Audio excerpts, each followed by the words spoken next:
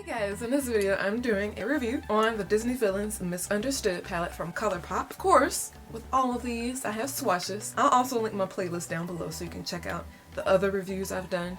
I have some playing with all of the ColourPop palettes I have, probably all the palettes I have in general. I really enjoy doing these swatch videos because it allows me to see better, if I have something similar, if the palette really performs, do I need to get my money back? Do I need to get rid of this palette? And I know it helps a lot of you too to see swatches on darker skin because a lot of palettes, it's gotten better nowadays, with the boom of Instagram and things like that, and even YouTube, a lot of this makeup and these palettes are shown on darker skin. That used to be my struggle when buying makeup. They would show swatches on lighter skin, and that shows me that it's pigmented on their skin, but as far as the color payoff, how will it look on me? So I want to continue to do these to help you guys out and also help, people with all skin tones, because basically if it shows up on darker skin, it's going to show up on lighter skin. So, and I'm kind of a little closer to the darker end of the spectrum. And, so I'm able to offer advice on whether it will show up on darker skin tones and also, lighter. So I'm kind of like in between there. So yeah, hopefully you guys enjoy these too. Let's dive right into the review and swatches. So the first color in the palette is called No Spots. This is a matte white. That's pretty much the best way to describe it. It's really pigmented. I actually mixed this with a different color in the palette, which I'll show you later. And I use it as my brown highlight today. Next to it is called Mongols. I have not used this. This reminds me of like Naked Lunch. I don't know. Honestly, I'm kind of rusty on my MAC eyeshadows, but this is a shimmery champagne and it's metallic. It has a ton of shimmer in it. It's really, really pretty. This would be pretty as a brown highlight. I actually could have done that today, but I felt like I had enough crazy shimmer going on in my eyes already. Didn't want to do that, but this will actually make a pretty cheek highlight too. Third color is called Diablo. I'm wearing that on the inner lid. It is a shimmery money green. It's the best way to describe it. It's like a yellow. It's really metallic and highly pigmented. Actually, all the colors in here that I've seen are highly pigmented. This one is no different.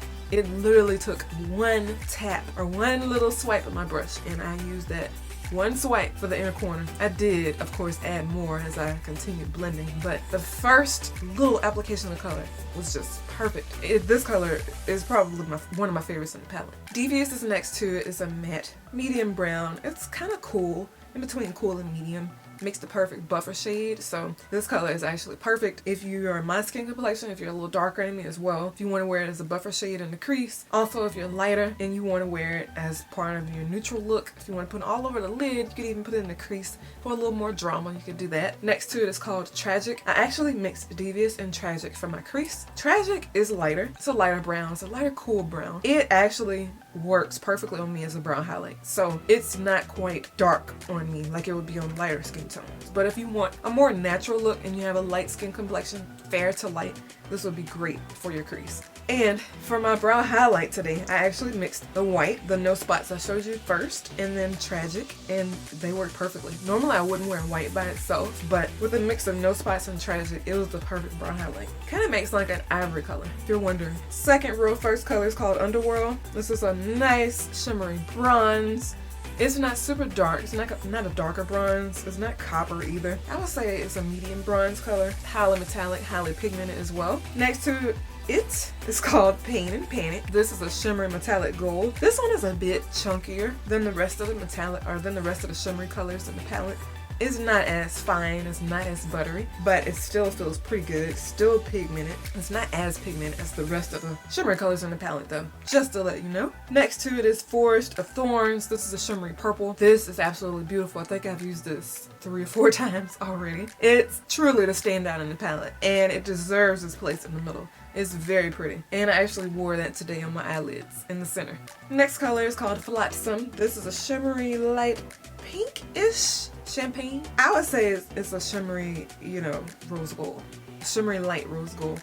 Really light rose gold. This would be pretty as a brown highlight, pretty as a cheek highlight, pretty as a tear duct color. It's just pretty. It's semi-chunky, but it's still fine, if that makes any sense.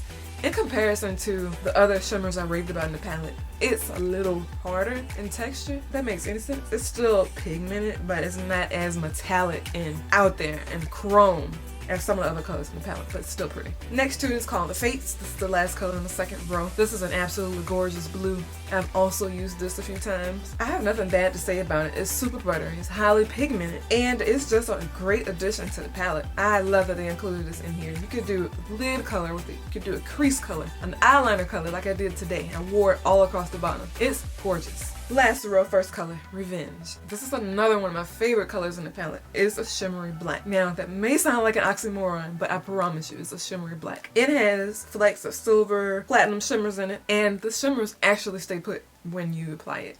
So that's really great. It's not your typical black, shimmery black, where you apply the color and then as you continue to blend, the shimmer disappears. Not the case. It stays put in this color. Perfect. Second color is called Sing. This is a shimmery dark brown. It's kind of, let's see. It has flecks of gold in there. This is gorgeous as well. My last look, I think I'm going to do something more with the golds and bronzes because I've kind of experimented with all the colors. I've used the purple, I've used the greens, I've used the blue, and I have not really touched the golds and bronzes and champagnes, and I think I need to because they deserve to be recognized because they're pretty. As well as all other colors in here. Next color is called Jet Sand. I apologize if I'm pronouncing these wrong. I'm not a Disney fan. I have not seen any Disney at all. I used to watch the Disney Channel. That doesn't really count though. Like I used to watch, I saw Parent Trap on there. I saw the Zoe Girl of the 21st Century. Xenon. Yeah, that's her name. I'm telling my age. But yeah, okay. This is a shimmery purple. It's not super metallic. It has a satin-like finish. And it has a bit of a sheen to it, but it's not super metallic like some of the other colors. I need to use this one too. This is pretty. Next to it is called Facile. It's a shimmery green. Shimmery hunter green, highly pigmented, super smooth. This is one of really buttery shimmers in the palette. Last color is called 101. It looks like a darker gray. However, when you apply it, it's pretty black. But when you blend it out, it's kind of a darker gray. So you could use it as a black if you wanted. You could just really, really pack it on and make it, as intense as possible. You can get it to look black. It still kind of looks dark gray to me. It doesn't look black because I have some black eyeshadows that are darker than this. Like I said, you could do whatever you want with it. With the light hand, you can make it look gray. The heavy hand, stiff brush, you could do black. So I have nothing to say about this palette. I have owned Disney Villains makeup before. MAC released a Disney Villains collection. I can't remember the name of it. It came out years ago. They had some, not the same colors as I see in here, but as far as the darker colors, the smoky colors, the metallics, and the golds and bronzes and greens and blues. I remember those colors being prominent in that collection. And they're also in this palette as well. So I feel like they did a great job from what I've seen in other collections, not as far as what I've seen in movies. But the packaging is really nice. It's a cardboard box, no mirror in the inside. That's not a problem. I like the reflective palette in the inside. It's easy to clean. You can easily take your towel and clean it. It's not anything that's hard to clean at all. It's a really nice palette, and even with the darker smoky colors, it's like it could be your everyday palette because you can wear neutral looks, you can wear darker smoky looks, you can do an entire day to night look with this one palette of 15 shades. Easy to travel with, it's very slim, your color names are on the back. It's just a great palette, and I've gotten great use out of it, so I'm definitely satisfied with this purchase. Please rate the video, subscribe to my channel if you have not, and be sure to turn on your post notifications so you don't miss any future videos. Talk to all of you next time. Thank you for watching.